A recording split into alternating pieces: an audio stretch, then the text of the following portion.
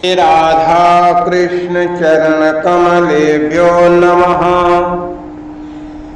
श्री सद्गुरुदेव भगवान की जय। श्रीमद् भगवत गीता साधक संजीवनी अध्याय 2 श्लोक संख्या 7 और 8। अपने कर्तव्य का निर्णय करने में अपने को असमर्थ पाकर अब अर्जुन व्याकुलता पूर्वक भगवान से प्रार्थना करते हैं। कार्पण्य दोषोपहत स्वभावा पृच्छाम त्वं धर्म सम्मूढ़ चेतः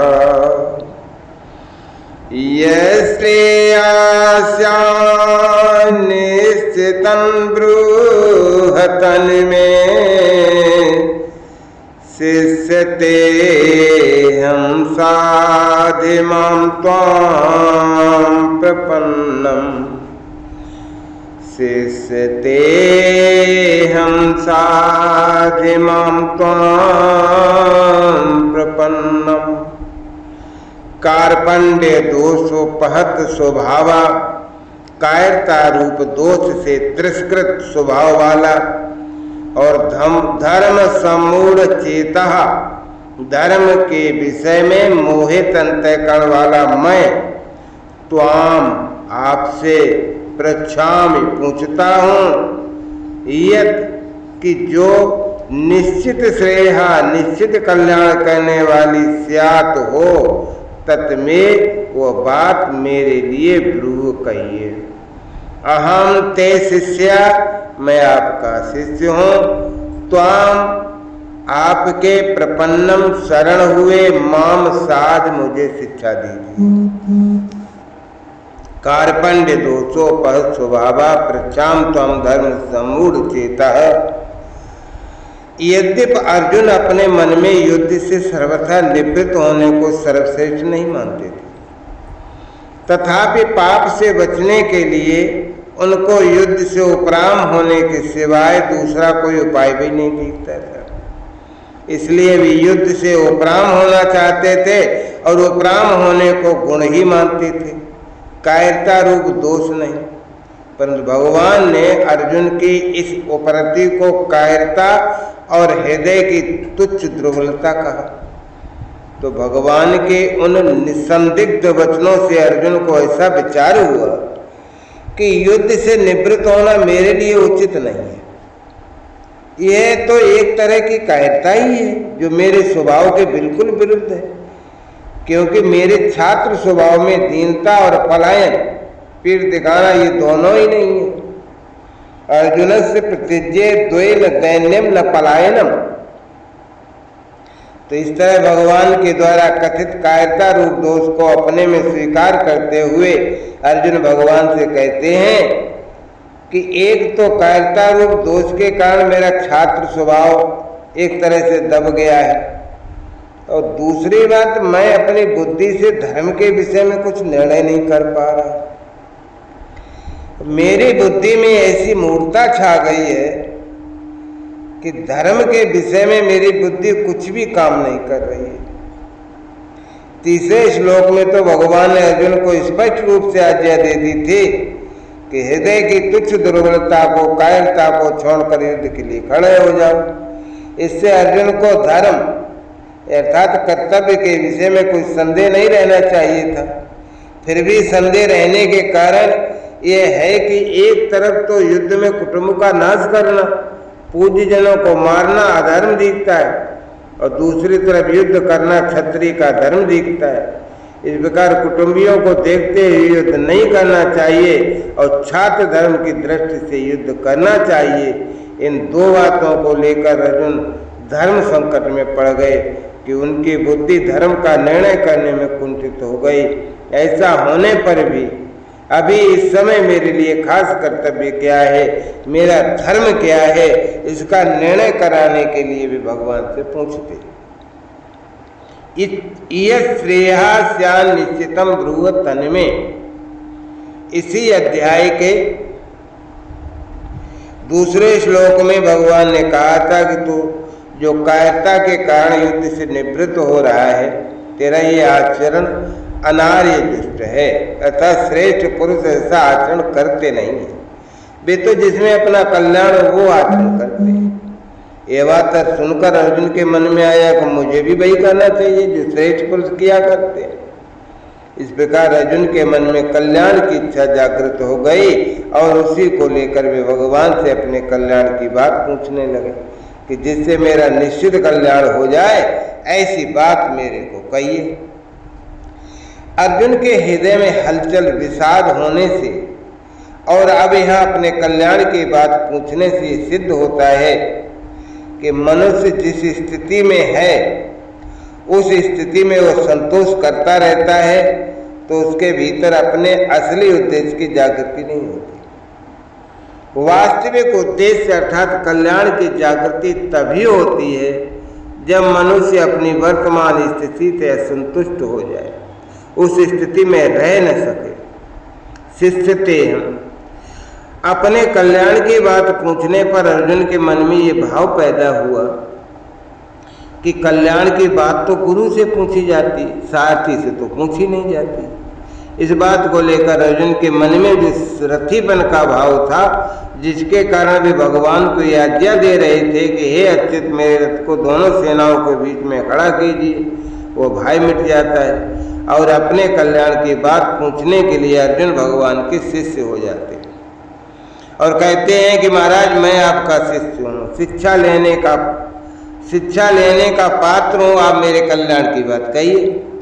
साध माम त्वाम प्रपन्नम, गुरु तो उपदेश दे रहे हैं, गुरु तो उपदेश दे देंगे और जिस मार्ग का ज्ञान नहीं है उसका ज्ञान करा देंगे, पूरा प्रकाश भी दे देंगे, पूरी बात भी बता देंगे, पर मार्ग को तो स्वयं को ही चलना पड़ेगा ना।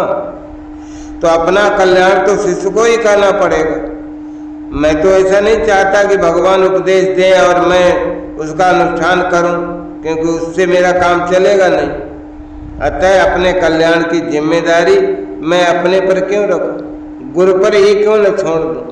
जैसे केवल माँ के दूध पर ही निर्भर रहने वाला बालक बीमार हो जाए तो उसकी बीमारी दूर करने के लिए औषधि स्वयं माँ को खानी पड़ती है, बालक को नहीं। इसी तरह मैं भी सर्वथा गुरु के ही शरण हो जाऊं, गुरु पर ही निर्भर हो जाऊं, तो मेरे कल्याण का पूरा दायित्व गुरु पर ही आ जाएगा। स्वयं गुरु को ही मेरा कल्याण करना पड़ेगा। इस भाव से अर्जुन कहते हैं कि मैं आपके शरण हूं, मेरे को शिक्षा दीजिए। यहाँ अर्जुन त्वाम प्रपन्नम पदों से भगवान के शरण होने की बात तो कहते हैं, पर वास्तव में सर्वथा शरण हुए नहीं। अगर वे सर्वथा शरण हो जाते तो फिर उनके द्वारा साध इमाम मेरे को शिक्षा दीजिए ये कहना नहीं बनता, क्योंकि सर्वथा शरण होने पर शिष्य का अपना कोई कर्तव्य रहता नहीं। दूसरी बात, आगे 9वें श्लोक में अर्जुन कहेंगे मैं युद्ध नहीं करूंगा, न युद्ध से।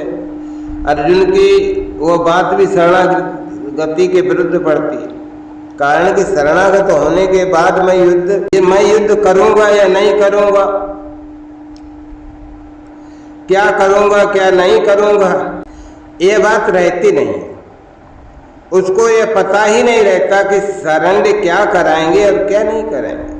उसका तो यही एक भाव रहता है कि अब शरण जो कराएंगे वही करूंगा।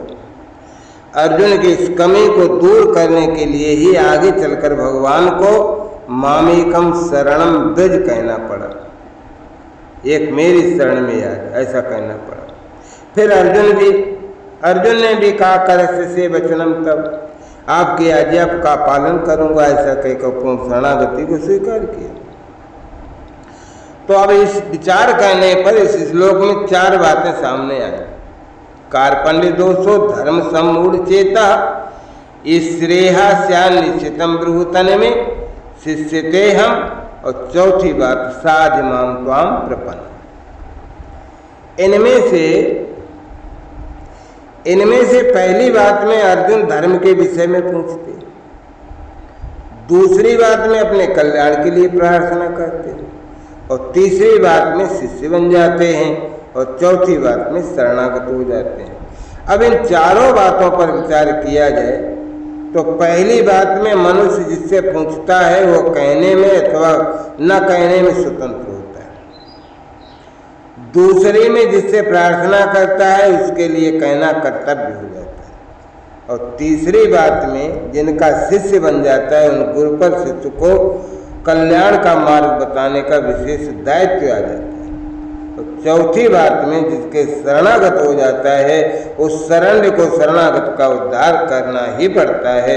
उसके उद्धार का उद्योग स्वयं शरण्य को ही करना पड़ता है। पूर्व श्लोक में अर्जुन भगवान के शरणागत तो हो जाते हैं, परंतु उनके मन में आता है कि भगवान का तो युद्ध कराने का भी ही भाव है, पर मैं युद्ध करना अपने लिए धर्मयुक्त मानता नहीं। उन्होंने जैसे पहले उत्तिष्ठ कहकर युद्ध के लिए आज्ञा दी, ऐसे ही वे अब भी युद्ध करने की आज्ञा दे देंगे। दूसरी बात, शायद मैं अपने हृदय के भावों को भगवान के सामने पूरी तरह रख नहीं पाया हूँ। इन बातों को लेकर अर्जुन आगे के श्लोक में युद्ध न करने के पक्ष में अपने हृदय की अवस्था का स्पष्ट रूप से वर्णन करते हैं।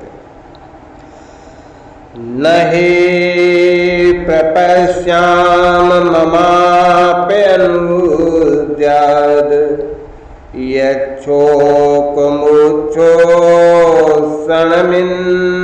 यच्छोकमुच्छोषणमिन्द्रियाणाम् अवाप्य भूमावसपत्नमृत्यं राज्यं शूरामपि चाधिपत्यं राज्यं सुराणामपि चाधिपत्यं।